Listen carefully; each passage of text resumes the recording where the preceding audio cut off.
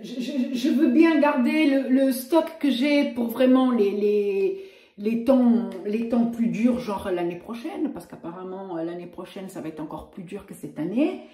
Quand je vois que certaines personnes ont déjà du mal à se chauffer, à se nourrir, etc., l'année prochaine ça va être pire parce qu'ils vont rajouter des taxes. Et franchement, j'ai vu un documentaire là ces derniers jours, je ne sais plus si c'était hier ou avant-hier, où une personne âgée qui avait l'habitude de mettre 1000 litres de fioul, eh ben, cette année, elle a eu l'argent que pour mettre 200 litres. 200 litres, cette personne ne passera pas l'hiver avec 200 litres de fioul. Moi, je vois que nous, déjà, on chauffe au minimum la maison, il faut minimum 1000 litres. Pour être tranquille de fin octobre, début novembre jusqu'à fin avril. Donc ça fait quand même novembre, décembre, janvier, février, mars, ça fait quand même 6 mois. Et on utilise le fioul que pour chauffer, pas pour l'eau chaude, heureusement. Heureusement. Il y a aussi une nouvelle taxe là sur l'électricité, apparemment ça va exploser. Ils veulent mettre une taxe sur les animaux de compagnie. Alors moi je plains papy, mamie qui ont que leur petit animal comme compagnie et qui ont déjà du mal à joindre les deux bouts, qui devront encore payer une taxe pour pouvoir garder leur animal. Non mais... Et après ils disent que c'est pour contourner l'abandon des animaux. Moi je crois que ça va avoir l'effet inverse, je crois. Je crois que les gens qui ne vont pas pouvoir payer vont devoir abandonner les animaux en masse. Parce qu'apparemment là, alors ils ont fait une sorte de stats, c'est genre 12 animaux abandonnés toutes les minutes. Je sais pas d'où est-ce qu'ils sortent ça, mais bon, enfin. En tout cas, courage à tous et à toutes, les amis. C'est déjà pas facile et ça va être encore pire. Je sais que certains vont se saigner, ils ne vont pas abandonner leurs animaux et je comprends. Ben, je comprends, quand on aime, on aime. On n'abandonne pas son fils ou sa fille. On ne va pas abandonner son animal parce que... Enfin, moi je pense comme ça.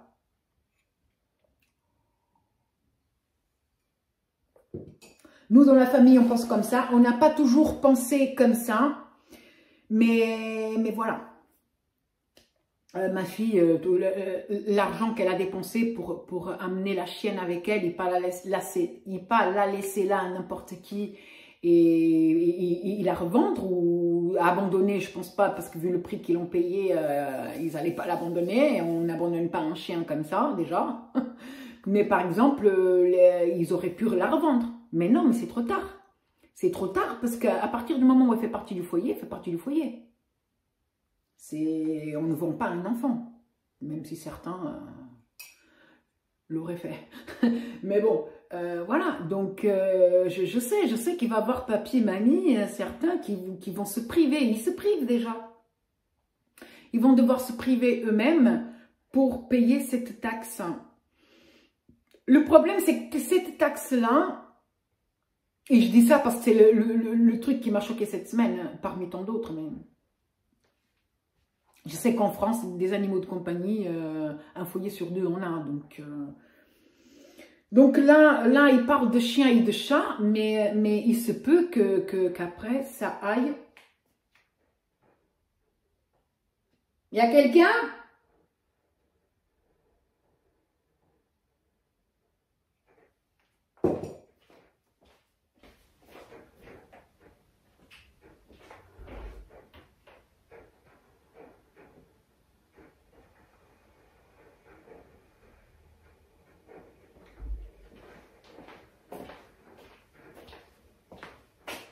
Mon frigo fait un bruit bizarre. Vous l'entendez? C'est mon frigo, ça?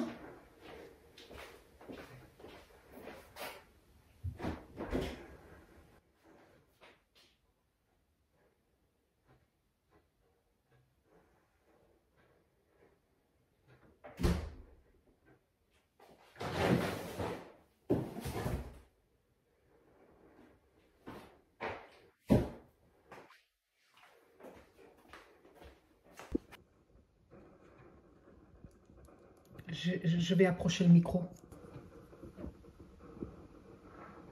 Ça vient de derrière.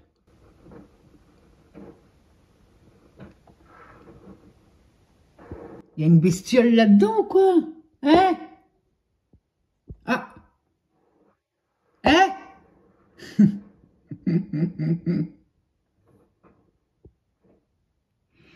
Eh, mais ça fait flipper, hein. Je sais pas ce qu'il a. Franchement, mais ça fait me flipper, il est tout neuf. Là, il s'est arrêté. C'est peut-être parce que je l'ai ouvert à plusieurs reprises pour vous sortir des trucs, je sais pas. Ça fait flipper, hein. Bon, les amis, du coup, ça va pas m'interrompre comme ça. Du coup, je sais plus ce que je disais. Ah, j'étais en train de parler sur la taxe des animaux, je crois que c'est ça. Donc, ben voilà, les amis.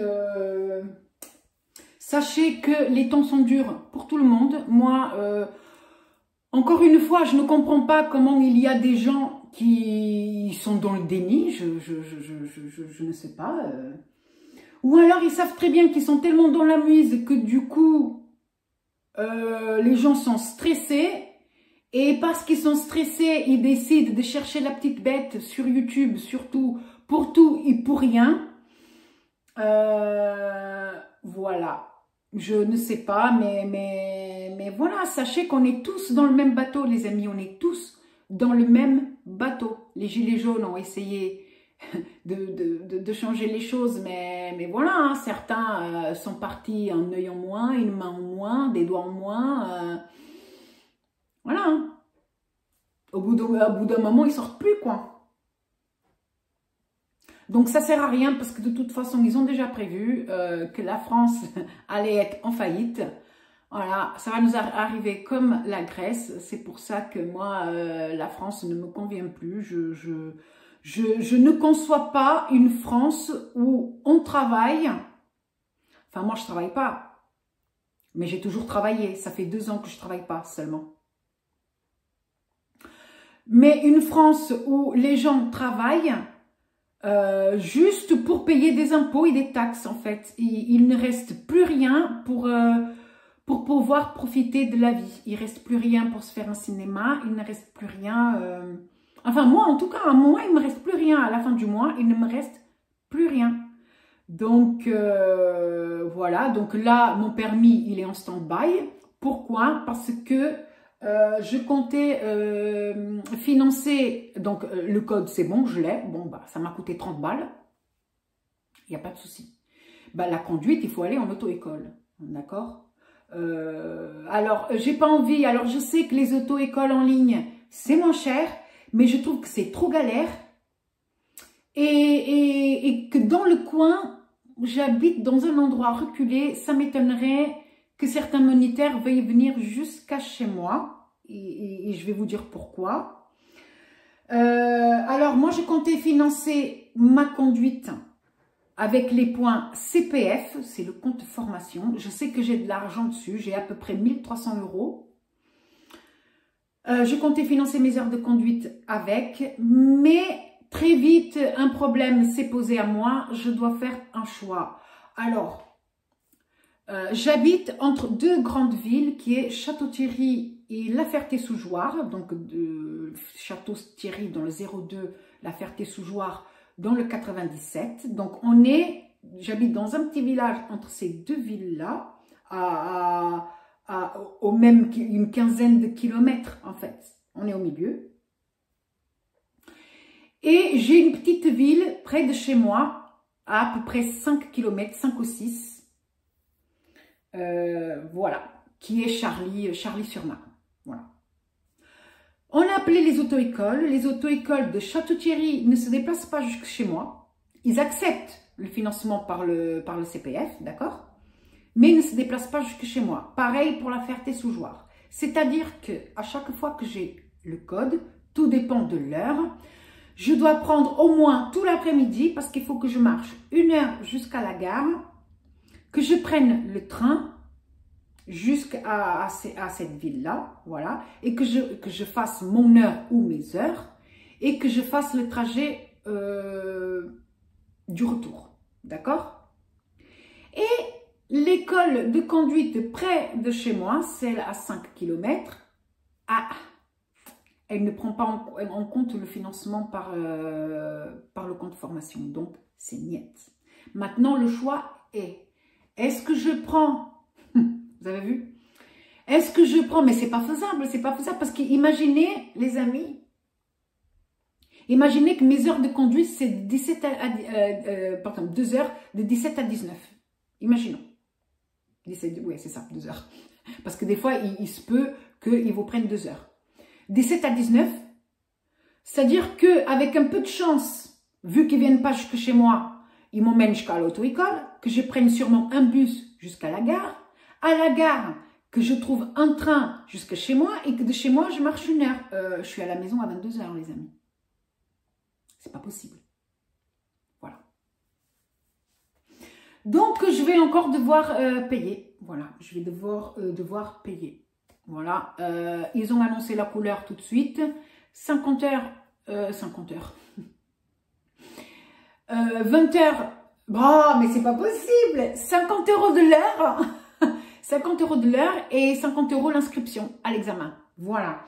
Ils ont été clairs. Ils sont pas du genre à vouloir mettre des heures en plus. Ils en ont rien à cirer parce que de toute façon, vu que c'est l'école de conduite là qui dessert pratiquement tous les villages autour, ils en ont assez de monde et que du coup ils en ont rien à cirer parce que de toute façon moi je m'en vais, ils ont déjà 5 autres qui intègrent l'école. Mais voilà, au téléphone ils n'ont pas demandé mon âge. Si ça se trouve, dès qu'ils vont demander mon âge, ils vont me mettre 46 heures de base et puis voilà, mais j'aurai pas le financement parce que déjà pour 20 heures c'est 1000 balles. Déjà. Donc, 20 heures de conduite, inscription à l'examen, 1050 balles. Et en ce moment, j'ai pas les moyens. J'ai pas les moyens. Il y a les impôts qui nous prélèvent 400 € par mois et ça jusqu'en décembre. Voilà. Eh oui, les amis, la vie est comme ça. Donc, force à tous. Voilà. C'est tout ce que j'ai à dire, franchement. Voilà. Bonsoir à tous les amis, j'espère que vous allez bien. Donc on se retrouve aujourd'hui pour un riz au chorizo, mais sans chorizo.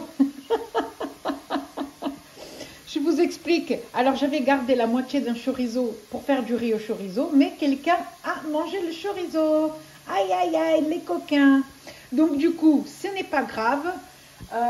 Il est 19h30 et c'est là que je me suis aperçue que j'avais plus le chorizo. Mais c'est pas grave. Donc ici, je fais revenir un oignon, une gousse d'ail et une feuille de laurier. D'accord? Donc on fait revenir ça tranquillement. Je vais avoir besoin de carottes râpées. Je vais avoir besoin du coup d'une viande. Hein? Heureusement que j'avais un reste de coquelet que j'avais rôti il y a 2 jours. Donc du coup, voilà, comme on est 2, ça fera l'affaire. J'ai ici quelques pommes de terre rôties que j'ai réduit en poudre comme ceci. 500 grammes ou peut-être un peu plus, après on verra bien, de bouillon. Et bien sûr du riz basmati. Voilà les amis. Et puis on va faire... on va bricoler un repas sympa. Voilà. Donc, je ne sais pas si vous pouvez voir, mais l'oignon commence déjà à être un peu coloré. Donc, moi, ce que je vais faire, c'est que je vais mettre les carottes râpées. Ah, c'est pas les carottes râpées qu'ils ont bouffé, hein.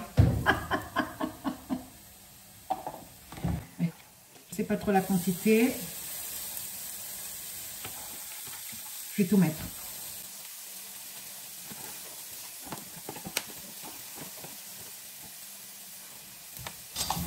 Donc on mélange.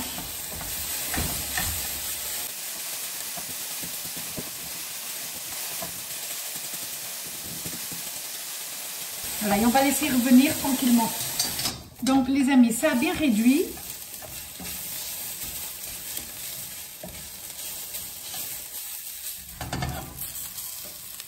Voilà, donc moi maintenant je vais enlever la feuille de laurier, j'en ai plus besoin. Je vais mettre un petit peu de bouillon dedans.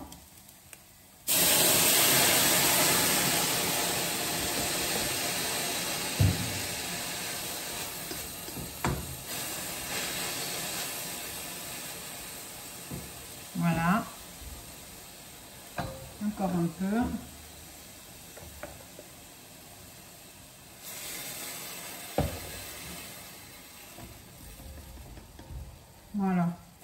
puis maintenant, je vais mettre donc les bouts de pommes de terre.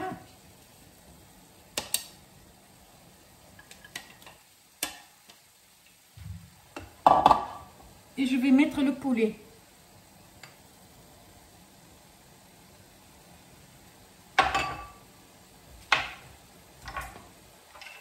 On va mélanger.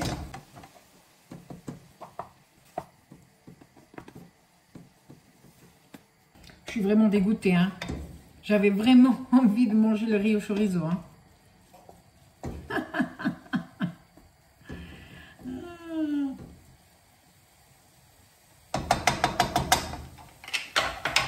Voilà. Et maintenant, je vais mettre le riz.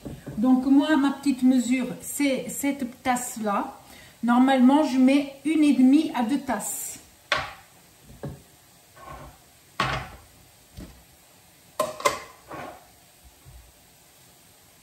Donc là, je crois que je vais mettre 1,5.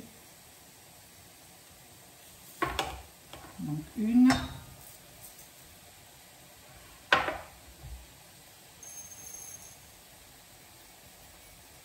Et demi. On va mélanger.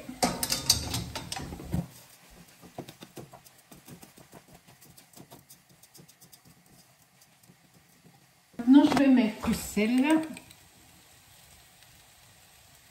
du poivre,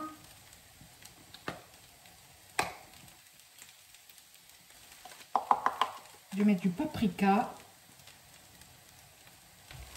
On va mélanger le tout.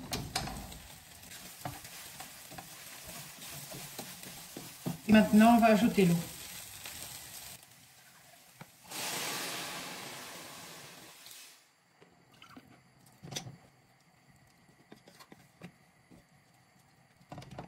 Je ne sais pas si vous pouvez voir. Voilà. Je vais rajouter un peu d'eau. Alors, je vais remettre 1,5 tasse. Je verrai s'il en faut plus après. Je vais aussi mettre, j'ai ici un fond de purée de tomates, ben je vais en mettre.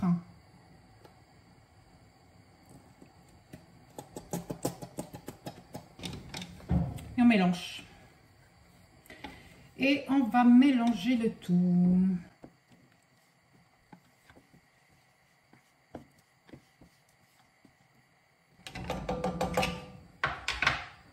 Et on va laisser cuire.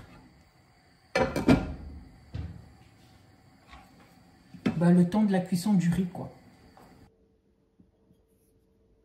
Et voilà, les amis.